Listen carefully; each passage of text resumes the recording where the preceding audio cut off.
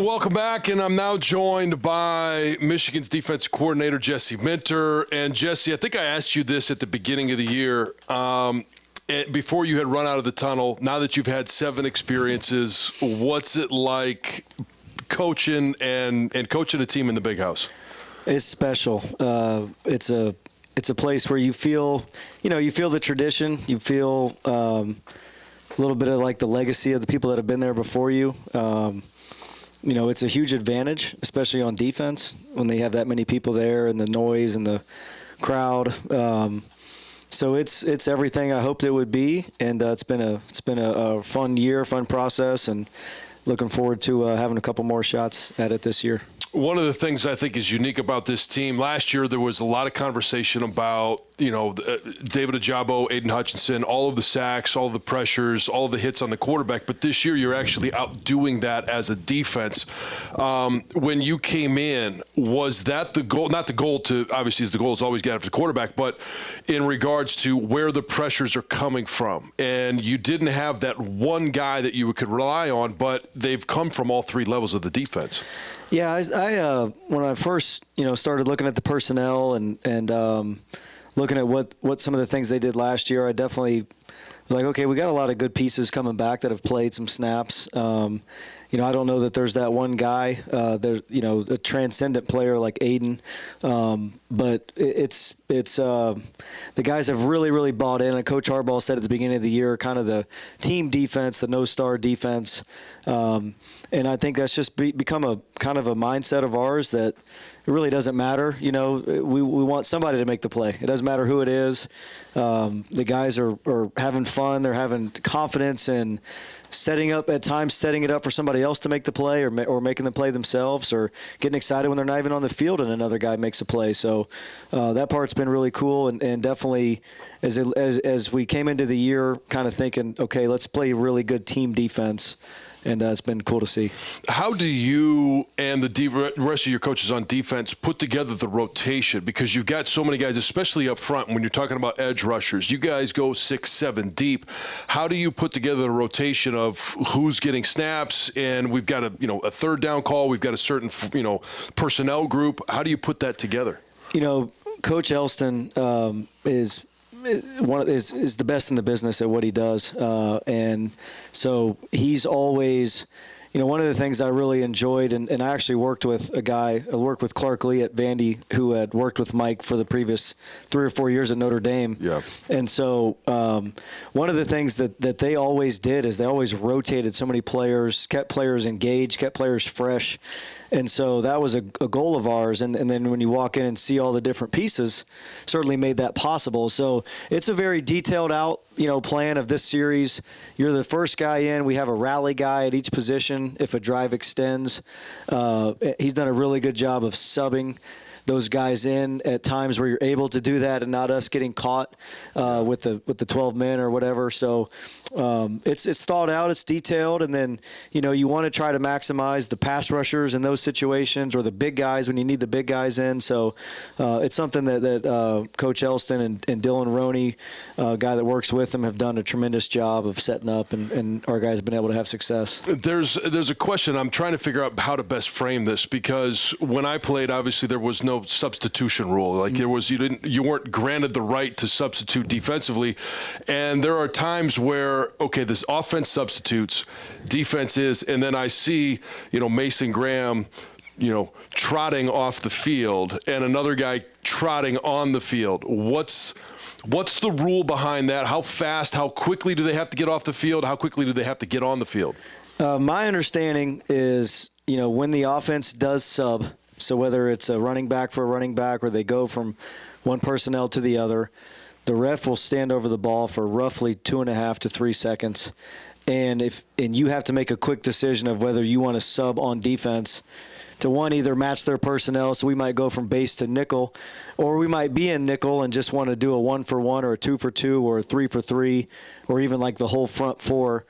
And so it's a split-second timing at times, and sometimes when you play a tempo team, you plan for that. So it's like, hey, they don't sub a lot, but when they do, you have an opportunity to get a fresh guy in, number one, to actually slow down the pace of Tempo of the play game, yeah. for your guys that are out there to kind of catch their breath. And so it's I thought it was a process for us. There was a couple opportunities early in the year that we learned from where we may have had a chance to, there's times where an offense coordinator may decide with 10 seconds on the play clock to go from 11 to 12 personnel. And if you decide to sub, you can really put them in a jam, in a tough bind. And so we've had a couple of those that have worked out for us. But ultimately it's about, number one, us matching personnel. Number two, trying to slow down the game when it allows, and just take advantage of the rules. That they are what they are, and we got to, there's times where we can go 10 straight plays without subbing. So when we do get that opportunity to sub, we need to take advantage. Well, I want to take a quick break. When we come back, I want to talk to you about some of that personnel, some of the individuals on your defense. You're listening to Inside Michigan Football from Learfield. We've joined right now by Jesse Minter, Michigan's defensive coordinator. And before we talk about your personnel, I want to talk about one of their guys real quick, Chase Brown. Probably the biggest challenge to this point this year. What do you see when you see him line up at running back for Illinois?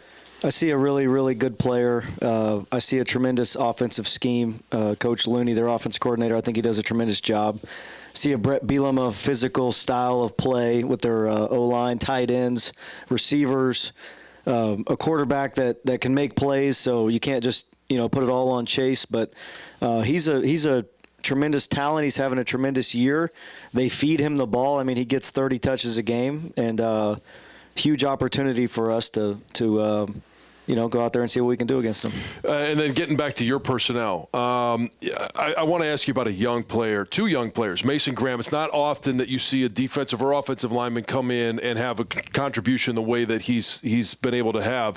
What excites you about Mason Graham? Everything. He's been here since I got here. I've said this before. I mean, his background, he's a wrestler. He's a really, really good high school player. I would imagine he was well coached in high school. He came in with some things, already knowing how to do some things. I think Mike has done a tremendous job with him. I think Mozzie's done a tremendous job with him. Our older guys have really helped bring him along.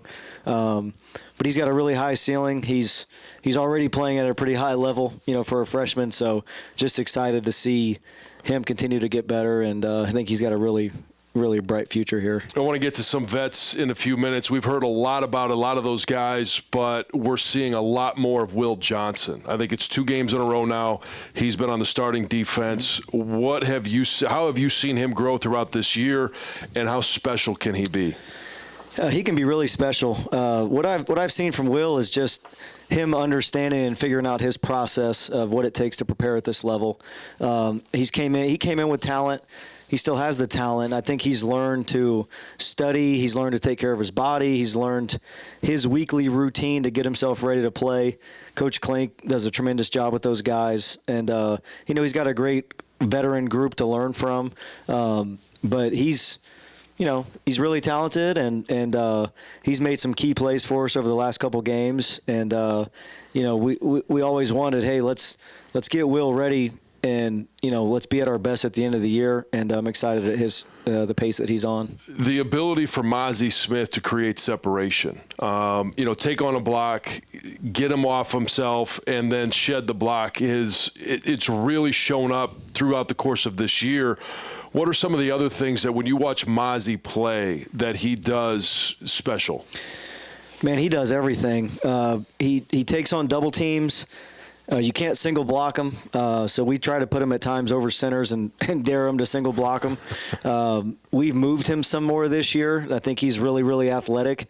I think his movements have been one of the things that improved the most from last year. But the thing I'm really proud of is he owns his role. And, I would love for Mozzie to have 6 sacks and 20 TFLs because he's that type of guy, that type of player. He knows that's not always going to be the case, and he does a lot of the dirty work, him and Chris Jenkins and Mason and those guys. And he owns it, and he does a great job. He's a leader. I think the most important stat for Mozzie is that, we have a great run defense, and come to fruition with him so far. So couldn't be happier for him and more proud of how he's played. Yeah, and of that dirty work, one of the things that annoyed me as an offensive tackle is when that nose or the 3 technique hits me in the hip, and now I'm on a different level from my guard, and it really feels like in those twist games, Mozzie, Mason, Chris, you mentioned him as well, they've got a knack for doing that. Yeah, they're just so powerful, and it's ways to try to create pass rush, times for those guys. Our whole front's done a good job of setting each other up with some of the picks and some of the games and twists, and it's something we, kind of wanted to take another step in this year. Whereas last year you had a couple really good edge guys, and it's like, how can we create rushes from all angles of the defense? And those guys enjoy it. They're good at it. It's when you're 330 pounds and move like Mozzie and have that power, he can do a lot of different things in there, and it's been good to see. And then just real quick in the secondary, it feels like this secondary is deep, it's fast, and they're guys that can really cover, whether it's in zone or in man. What's the strength of the secondary? It's kind of what you said. It's the versatility. We can play man, we can play zone. They're very smart guys. Coach Klink, Coach Jay Harbaugh, those guys do a great job teaching them the game, having them understand concepts. And then we got a lot of different pieces. There's 3 or 4 different safeties we'd played with. There's 3 or 4 different corners now that we feel confidence in. And so when you talk about trying to match up guys, certain deals, that everybody has kind of their own strengths, but it's a really versatile group and that plays with a lot of confidence, and looking forward to seeing these last couple tests. Jesse, thanks for your time. I wish I had some more, but we're out of it. We'll do this again soon. Sounds good. I appreciate it.